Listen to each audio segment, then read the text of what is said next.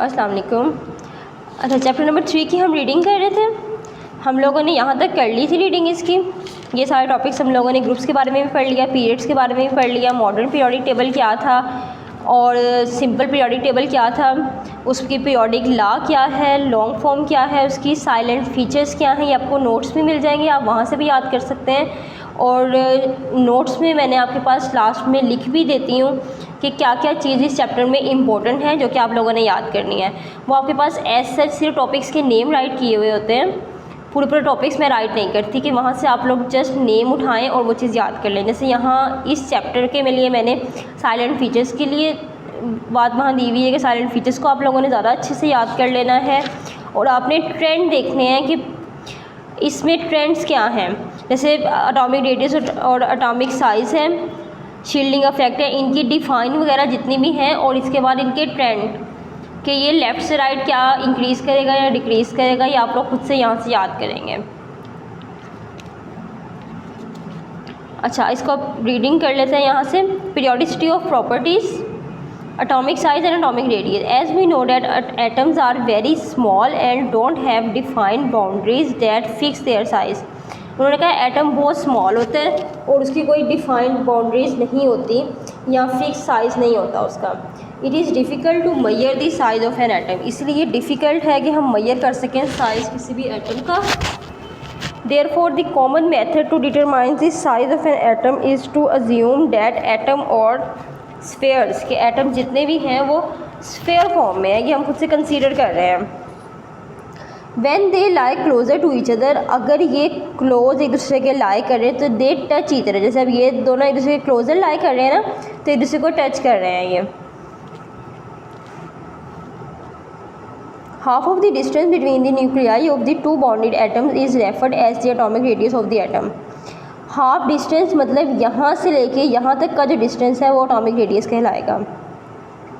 ये देखिए इन्होंने 152 पिकोमीटर रेडियस यहाँ लिखा भी हुआ है। ये इन यहाँ से यहाँ तक का है, यहाँ से यहाँ तक का नहीं है, बल्कि मिड से यहाँ तक का इसका रेडियस हम देखेंगे। Distance between the nuclei of two carbon atom in its elemental form जो है वो 154 पिकोमीटर है। It means its half 77 pm is radius of carbon atom. When we move from left to right in a period, although atomic number increase. अब ये इसका trend है periodic table में कि अगर हम मूव करें लेफ़्ट से राइट की तरफ पीरियोडिक टेबल में तो एटॉमिक नंबर जो है वो इंक्रीज़ हो रहा है, yet the size of atom decrease gradually. लेकिन जो साइज़ एटम का है वो डिक्रीज़ हो रहा है gradually. It is because with the increase of atomic number effective nuclear charge increases gradually because of addition of more and more protons in the nucleus। के increase क्यों कर रहा था एटॉमिक नंबर? क्योंकि अफेक्टिव न्यूक्लियर चार्ज जितना भी है वो इंक्रीज़ हो रहा है ग्रेजुअली, बतदरीज वो चीज़ इंक्रीज़ हुई जा रही है क्योंकि एडिशन ज़्यादा से ज़्यादा प्रोटॉन्स की न्यूक्लियस में एडिशन हो रही है, इसीलिए उसका साइज़ जो है वो इंक्रीज़ करी जाएगा। But on the other hand addition of electron take place in the same valence shell. लेकिन जितनी भी एडिशन होगी वो टेक प्लेस होगी सेम वैलेंस शेल में। शेल्स को हम लोग शेल्स इंक्रीज़ नहीं हो रहे बल्कि उसके अंदर क्या इलेक्ट्रॉन टेक प्लेस कर रहे हैं। There is gradual increase of a type effective nuclear charge which increase due to addition of protons. This force pull down और contract the outermost shell towards the nucleus. अब वो जो force होगी वो pull down करेगी और contract करेगी outermost shell को न्यूक्लियस की तरफ, मतलब दरमियान में न्यूक्लियस है तो उसकी तरफ अगर बाहर से वो इस साइड पे उसकी बढ़ा देगी, इस साइड की तरफ वो ज़्यादा उसका खिंचाव पैदा हो जाएगा। Atomic size in period two decrease from lithium से नियोन तक। लिथियम का 152 पाइकोमीटर है और नियोन का 69 पिकोमीटर है। साइज ऑफ एटम्स और देयर रेडियाई इंक्रीज़ करेगा टॉप से बॉटम इन अ ग्रुप। पहले हम लोगों ने बात की थी पीरियड की, यहाँ हम ग्रुप की बात हो रही है कि रेडियाई इसका एटम जो है, एटम का जो साइज़ है वो इंक्रीज़ करेगा टॉप से बॉटम में।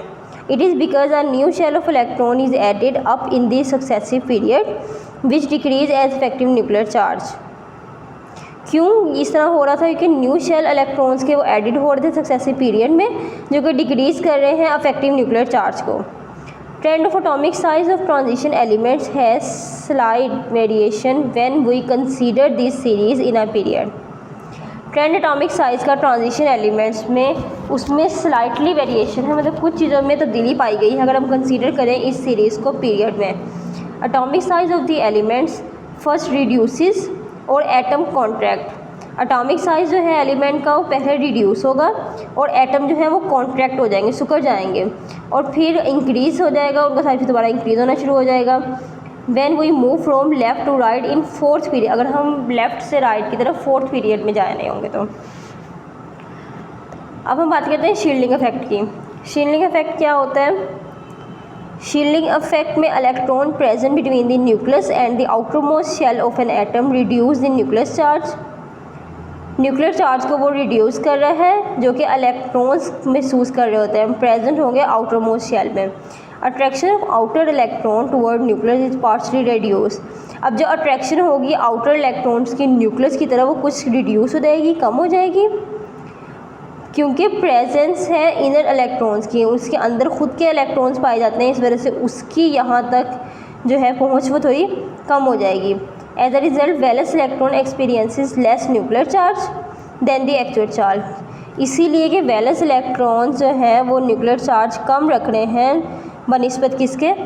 एक्चुअल चार्ज के, जिसको हम अफेक्टिव न्यूक्लियर चार्ज भी बोलते हैं.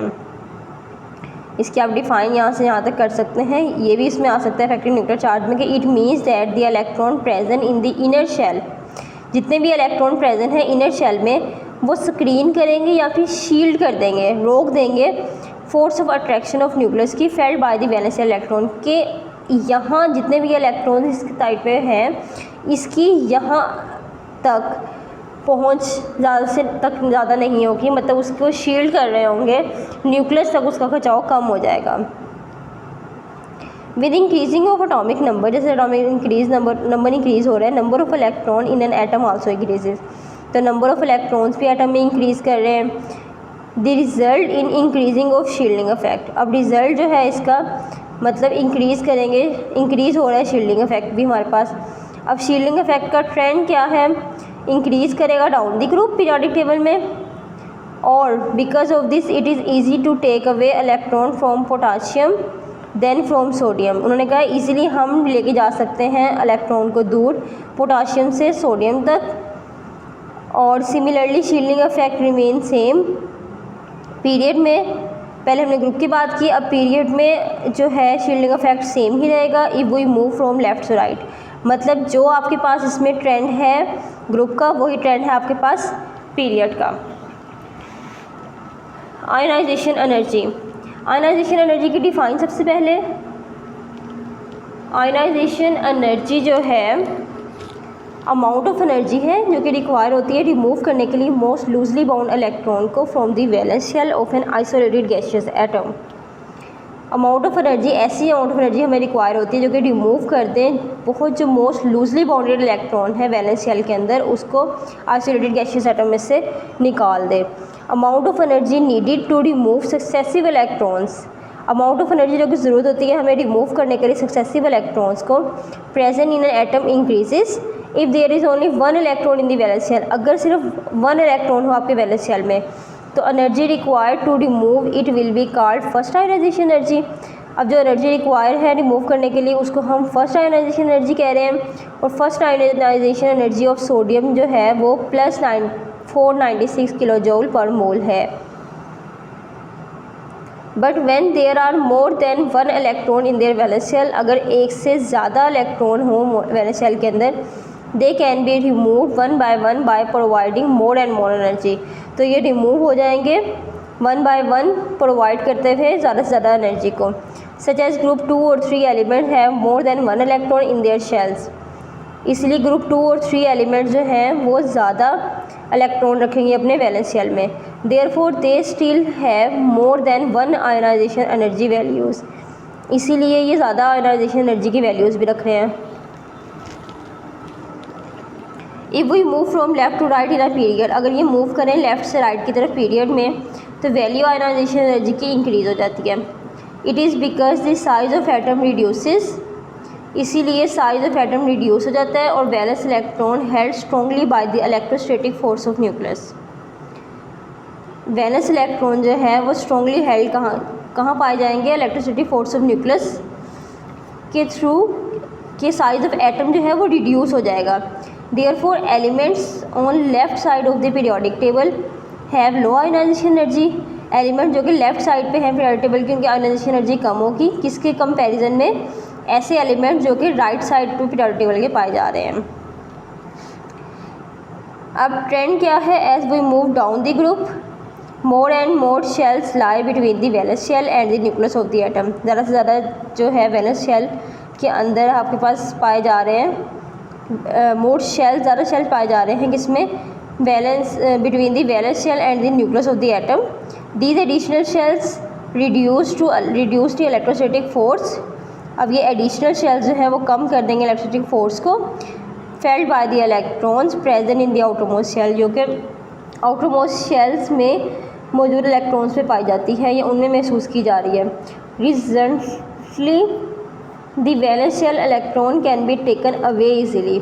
जो वैलेंस शेल है इलेक्ट्रॉन्स का वो उसको इजीली टेकन अवे मतलब दूर लेके जा रहा है। Therefore ionization energy of element decreases. Ionization energy elements की डिक्रीज हो रही है। कहाँ से? Top to bottom in a group. Top से बॉटम की तरफ ग्रुप में आयोनाइजेशन एनर्जी जो है वो आपके पास डिक्रीज़ कर रही है। अब है इलेक्ट्रॉन अफिनिटी। इलेक्ट्रॉन अफिनिटी सबसे पहले डिफाइन क्या है? Amount of energy released when an electron is added in the outermost shell of an isolated gaseous atom. Amount of energy release होगी अगर इलेक्ट्रॉन एडिड होंगे आउटरमोस्ट शेल में isolated gaseous atoms के।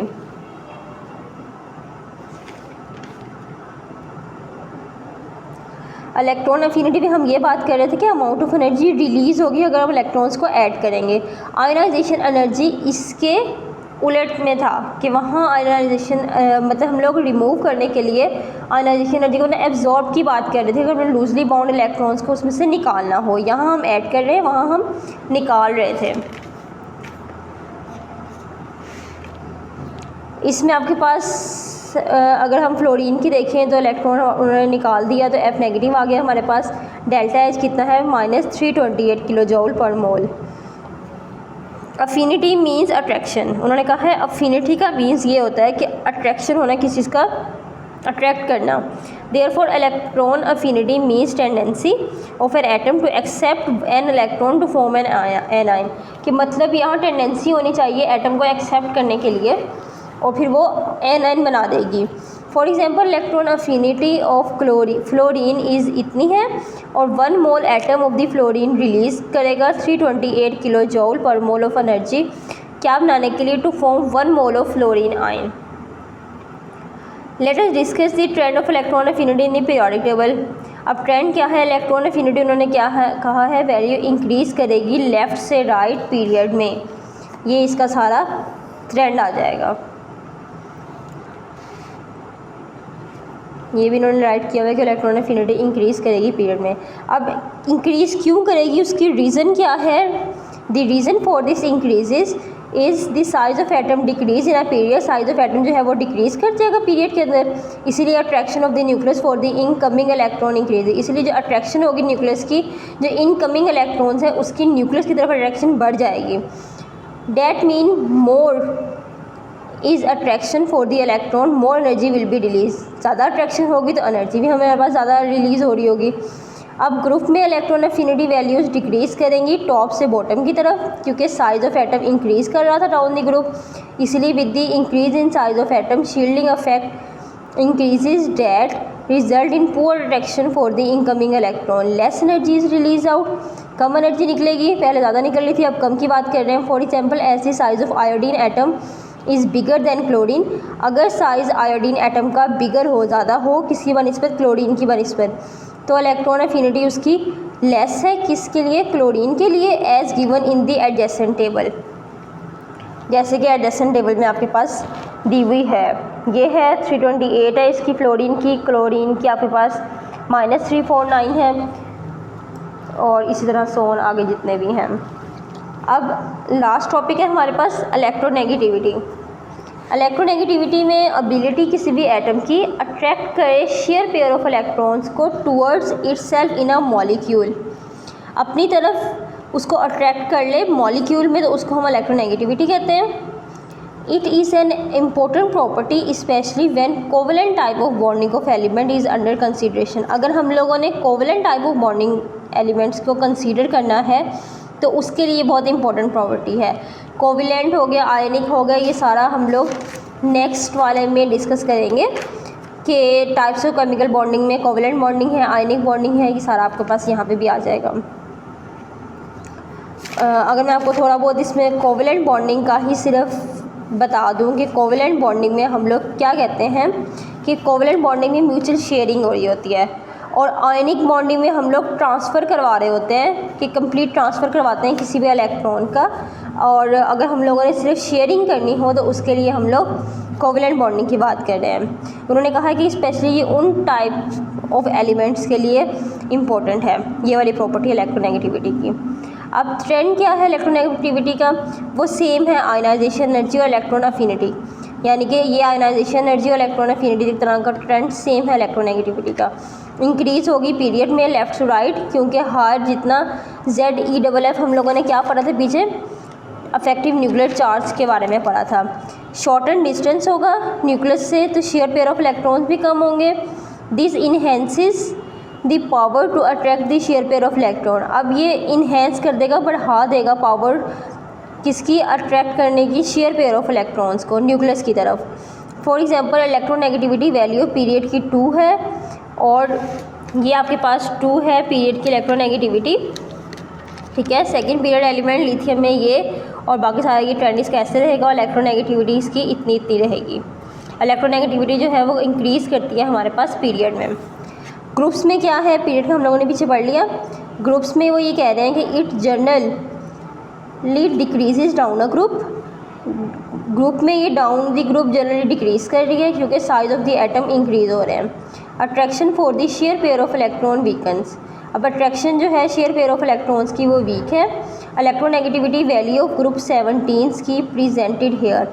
Electronegativity group 17 की उन्होंने यहाँ पे थोड़ी बहुत बता भी दी है कि 17 ग्रुप के element fluoride, chloride, bromide, iodide, ये सारे हैं 17 ग्रुप के एलिमेंट्स, और इनकी इलेक्ट्रोनेगेटिविटी जो है वो इतनी है। ये 3-4 की हैं इलेक्ट्रोनेगेटिविटी की, थोड़ा बहुत आप माइंड में रख लेंगे कि इनकी इतनी है। लेकिन ज़्यादातर आपके पास जो क्वेश्चन आता है वो सच ये आपसे नहीं पूछा जाता कि इलेक्ट्रोनेगेटिविटी किसकी कितनी है, वो आपसे डिफ़ाइन पूछ सकते हैं इलेक्ट्रोनेगेटिविटी की, आयनाइजेशन एनर्जी की, या पीछे जितनी भी हैं, और ट्रेंड के बारे में पूछ सकते हैं। आपको ट्रेंड और डिफ़ाइन इनकी बहुत अच्छे से आनी चाहिए, और इस चैप्टर में वैसे तो आपने सारा ही याद करना है।